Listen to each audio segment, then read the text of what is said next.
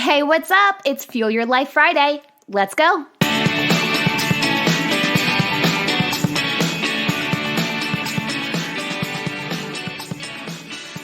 Hey, happy Friday. I'm so glad we can be together on another awesome Friday. As I mentioned on Wednesday's episode, we just got back from a trip to North Carolina from Florida. And I've said it before and I will say it again, my kids are road warriors. From birth, both of them have made dozens upon dozens of trips from Florida to Maryland in a car. That's about 900 miles one way. And on these trips, we stop an average of 2 times. So for those of you keeping up with the math, that's about once every 6 hours. I've never really had a problem with my kids when we're traveling. I mean, sure, we have the occasional breakdown when we hit traffic. And when I say we, I mean me. Or get overly stressed in the scenarios that we just have no control over. But for the most part, my kids are amazing to travel with. I guess my core group of friends must know this because I'm constantly getting asked for travel tips with kids. So I thought, why not share this with the world and hit you with my top 5 tips in no particular order. Number 1, don't overpack. I'm a fan of less is more, especially on airplanes. Even with babies and kids under 2, the more you have, the more stressful it is to navigate an airport. And the smaller the object, the more obnoxious it is when they drop it and you're scrambling to pick it up under your seat or your neighbor's seat, the seat ahead of you, or you're just hoping and praying it hasn't rolled too far behind you. Now, when you're in the car, my oldest always opts to draw while my youngest wants to bring every single toy that she owns to ride along with her. To avoid this, we make an agreement on how much she can bring ahead of time, which helps her make a mindful decision on which toys are most important.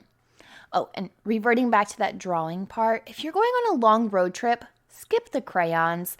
If your kid drops them and you are unaware to that fact, or you're just, completely oblivious because you're driving, those crayons, they will melt on your seat or your floor, and take it from me, it's awful. It's a bad situation. So stick to the colored pencils, and if you really want an awesome alternative, get the twistable colored pencils.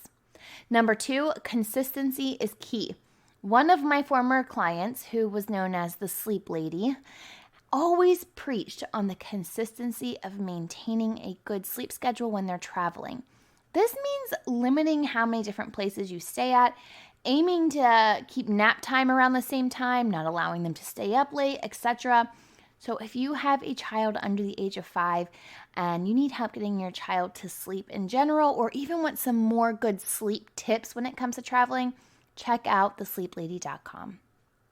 Next, tip number 3, snacks are life. Just in case you think that you've packed enough snacks, I'm here to tell you, you haven't. We all tend to indulge a little bit more when we're on vacation, and kids are no different.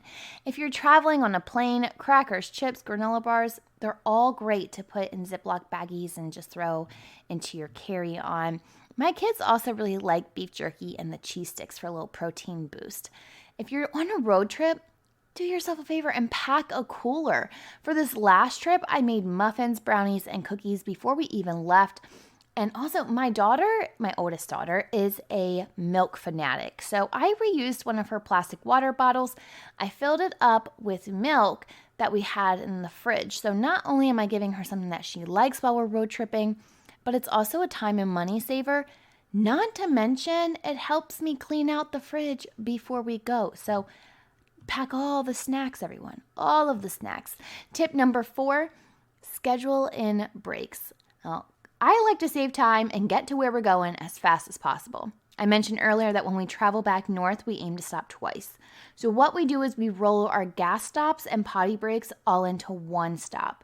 If someone has to go to the bathroom before we need to get gas again, we try really hard to hit a rest stop because it's a lot easier to get on the road and off the road again. Sometimes you'll get off to find a gas station and you're driving 2 miles in the wrong direction just to get to a bathroom. So really aim for those. Also, the rest stops are really cool because if you're packing a cooler like I mentioned before and your kids are little and they need more stops, You can turn that one stop into a picnic at the rest area.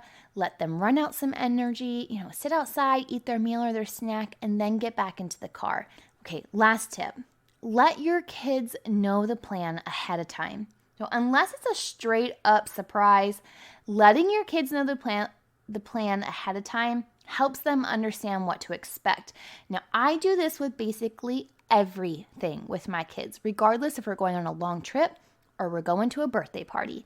I always recite to my kids the plan so that they're able to process what to expect. This also really helps avoid meltdowns. Family trips are so much fun, and I love traveling with my kids and making these memories. If you have any travel tips that you want to share, I would love to hear them. I'm everywhere on social media at MindBizLife. If you enjoyed this episode, share it with a friend and be sure to give the podcast a 5-star review on Apple Podcasts or wherever it is that you tune in and turn it up. That's all for today. I'll see you back here next week. And until then, remember, every level of life is an opportunity to grow. Be well, my friend.